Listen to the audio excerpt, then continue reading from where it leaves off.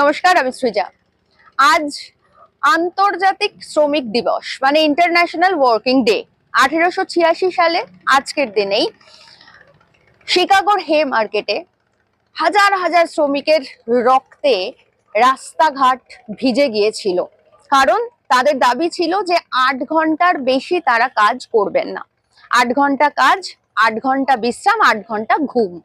আর এই দাবিতে জড়ো হয়েছিলেন শ্রমিকরা। আর সেই দাবি যাতে না মানতে হয় তার জন্য পুলিশ নির্বিচারে গুলি চালিয়েছিল এই শ্রমিকদের উপরে, যাদের রক্তে ভিজে গিয়েছিল রাস্তাঘাট। কিন্তু পরবর্তীতে বাধ্য হয়েছিল তারা, মানে সরকার বাধ্য হয়েছিল এই 1 মে আন্তর্জাতিক শ্রম দিবসের স্বীকৃতি দিতে। অর্থাৎ গোটা পৃথিবী জুড়ে এই যে 8 ঘন্টা কাজ, 8 ঘন্টা বিশ্রাম এবং 8 ঘন্টা ঘুমের যে সিস্টেম, গোটা দেশ জুড়ে শ্রমিক আইন তৈরি হয়েছিল, তা কিন্তু ওই 1886 সালের হে মার্কেটের শিকাগোর যে রক্তে ভেজা রাস্তা, সেই রাস্তার উত্তরাধিকার সূত্রে সেই রক্ত পতাকা বয়ে নিয়ে এসেছে।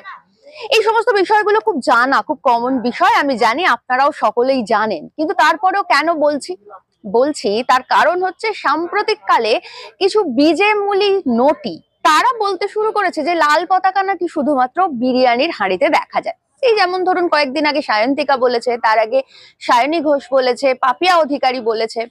আসলে বিষয়টা হচ্ছে এই যে বিজেমূলী নটিরা, এরা অভিনয়কে প্রথমে পেশা হিসেবে বেছে নিয়েছিল এবং তারপরে দেখলো যে পেশা হিসেবে একেবারেই অসফল, ফেল করছে। এবার মানুষ তার নিজের ইমপ্রুভমেন্টের জন্য পেশা নিশ্চয়ই বদলাবে, এটাতে কোনো অপরাধ আমি দেখি না। কিন্তু সমস্যা হচ্ছে যে শুধুমাত্র পেশার তাগিদে নিজের ধান্দাবাজির জন্য, কিছু পয়সা কামিয়ে নেওয়ার জন্য যারা রাজনীতি করে, তারা যখন লাল পতাকা নিয়ে কথা বলে তখন সেটা বুকে এসে ধাক্কা লাগে তাদের, যারা এই লাল পতাকাকে আসলে ওই হে মার্কেটের রক্তে ভেজা রাস্তার উত্তরসূরি হিসেবে বহন করছে। আর এই মুহূর্তে সাম্প্রতিককালে যে ফ্যাসিস্ট সরকার গোটা দেশ জুড়ে চলছে, এবং তার সঙ্গে অবশ্যই তাকে সমানভাবে তাল দিচ্ছে যে রাজ্যের ফ্যাসিস্ট সরকার। কারণ আমরা জানি আমাদের ইতিমধ্যেই শ্রম আইন যে ছিল, 8 ঘন্টা শ্রম, 8 ঘন্টা কাজ, 8 ঘন্টা বিশ্রাম, 8 ঘন্টা ঘুমের যে নিয়ম, সেটাকে তুলে দেওয়া হয়েছে, শ্রম কোড লাগু করা হয়ে গেছে। সেক্ষেত্রে 1886-র যে রক্ত পতাকা আমরা উত্তরসূরি হিসেবে বহন করে চলেছি বা গোটা পৃথিবী বহন করে চলেছে, আগামী দিনে হয়তো ভারতবর্ষেও সেরকমই একটা হে মার্কেটের মতন গণ অভ্যুত্থান হতেই পারে।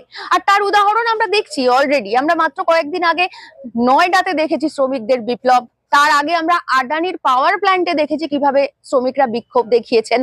তো এভাবে যদি শ্রম কোড বাতিল না হয়, তাহলে একটা সময় যেভাবে কৃষি আইন বলবৎ করেও কৃষকদের বিদ্রোহের কারণে কৃষি বিলকে প্রত্যাহার করতে বাধ্য হয়েছিল মোদী সরকার, ঠিক একই রকম ভাবে এই যে মোদী আর মমতার ফ্যাসিস্ট সরকার যেভাবে শ্রম কোড শ্রমিকদের উপর চাপিয়ে দিয়ে তাদের যে অধিকার, সেই অধিকার কেড়ে নেওয়ার চেষ্টা করছে, সেই শ্রমিক আইনও কিন্তু, মানে সেই শ্রম কোডও কিন্তু একটা সময় গিয়ে প্রত্যাহার করতে বাধ্য হবে।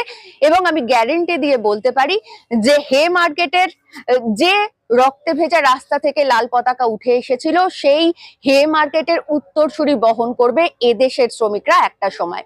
শুধুমাত্র বিজেমূলী নটিদের এই মেসেজ দেওয়ার ছিল এই ভিডিওর মাধ্যমে।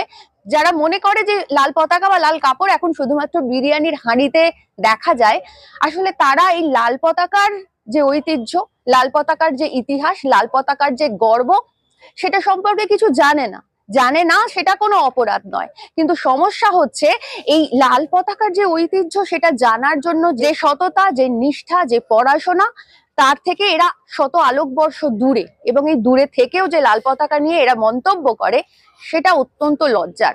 অভিনয় ছেড়ে রাজনীতিকে পেশা হিসেবে নেওয়া মানা যায়, রাজনীতিতে ফেল করা বা পাশ করা সেটাও মানা যায়, ধান্দাবাজি করে 2 পয়সা কামিয়ে নেওয়া সেটাও মানিয়ে নেওয়া যায়। কিন্তু লাল পতাকা নিয়ে এই মন্তব্য, সেটা মেনে নেওয়া যায় না। কারণ এই পৃথিবীতে যতদিন একজনও শোষিত নিপীড়িত মানুষ থাকবে, তারা লাল পতাকা ধরবে। এই পৃথিবীতে যতদিন পুঁজিপতিদের শোষণ থাকবে, ততদিন মানুষ লাল পতাকা ধরবে। এই পৃথিবীতে যতদিন ফ্যাসিস্ট সরকার থাকবে, মানুষ লাল পতাকা ধরবে। আর এই লাল পতাকা ধরেই মানুষ ঘুরে দাঁড়াবে, মানুষ তার দাবি আদায় করবে, মানুষ তার ন্যায্য অধিকার আদায় করবে।